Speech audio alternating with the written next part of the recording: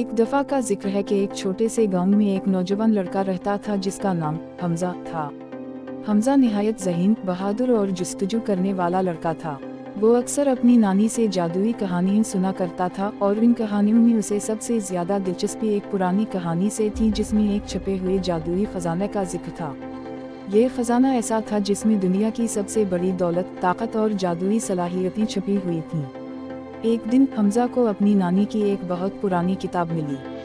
इस किताब के सफ़हात पर नक़ूश थे जो उसे पहली बार देखने में अजीब लगे, लेकिन जैसे ही उसने गौर से देखा तो किताब के आखिरी सफ़हात पर खजाने का नक्शा बना हुआ था। ये वही खजाना था जिसका जिक्र इसकी नानी की कहानी में था। हमजा ने फ़ौरन फैसला किया कि वो इस खजाने की तलाश में निकलेगा। उसने अपने सफ़र की तैयारी की, कुछ खाने पीने का सामान बांधा और किताब को अच्छी तरह से महफूज कर लिया। नक्शा के मुताबिक खजाना एक दूर दराज जंगल में छुपा हुआ था जिसके बीचों बीच एक कदीम गार मौजूद थी। कहा जाता था कि इस गार की हिफाजत जादुई मखलूक़ात करती हैं और जो भी खजाने तक पहुंचना चाहता था उसे जादुई आजमाइशों से गुजरना पड़ता था। हमजा का सफ़र मुश्किल और थका देने वाला था। कई दिनों तक वो पहाड़ों, जंगलों और दरियाओं को पार करता रहा। रास्ते में उसे कई चैलेंजेस का सामना करना पड़ा, लेकिन इसकी नीयत मजबूत थी और वो हर मुश्किल को अबूर करता गया। आखिरकार वो एक दिन इस जादुई जंगल तक पहुंच गया जिसका जिक्र नक्शा में था।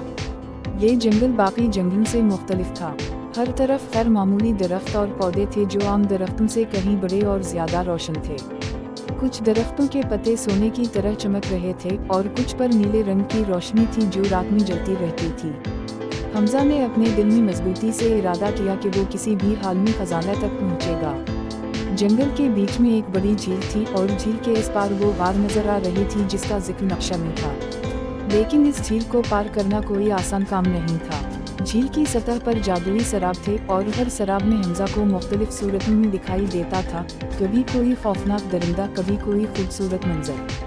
हमजा ने अपनी अकल और हौसले का इस्तेमाल करते हुए ये जाना कि ये सब एक धोखा है और इसे इन शराबों से खौफजदा नहीं होना चाहिए। जब हमजा ने झील पार की तो वो गार के दहाने पर पहुंचा। गार के अंदर कदम रखते ही उसे एक बूढ़े जादूगर का सामना हुआ। जादूगर ने कहा, अगर तुम इस खजाने को पाना चाहते हो तो तुम्हें 3 आजमाइशों से गुजरना होगा। अगर तुम कामयाब हो गए तो खजाना तुम्हारा होगा, वरना तुम कभी वापस नहीं लौट सकोगे। हमजा ने बगैर किसी हिचकिचाहट के हामी भरी और पहली आजमाइश का सामना करने को तैयार हो गया। जादूगर ने पहली आजमाइश के लिए उसे एक बंद कमरे में भेज दिया जिसमें एक दीवार पर अजीब वाओ गरीब अलामतें बनी हुई थीं और कमरे के दरमियान एक तलस्मी मेज़ रखी हुई थी। हमजा को समझना था कि किस अलामत का क्या मतलब है और इन्हें किस तरतीब में जोड़ना है ताकि दरवाज़ा खुल सके। हमजा ने काफ़ी गौर व फिक्र के बाद अलामतों की तरतीब को समझा और सही तरतीब में इन्हें जोड़ दिया। जादुई दरवाज़ा खुल गया और हमजा पहली आजमाइश में कामयाब हो गया। दूसरी आजमाइश में हमजा को एक बड़े भूल भलियों वाले जंगल से गुजरना था। इस भूल भलियों में बहुत से मोड़ और रास्ते थे और हर रास्ता एक खतरनाक जानवर या जादुई मखलूक की जानिब जाता था। हमजा ने अपनी नानी की दी हुई नसीहत को याद रखा, जब कभी तुम्हें कोई रास्ता नहीं मिले तो हमेशा अपनी अंदरूनी रोशनी पर भरोसा करो।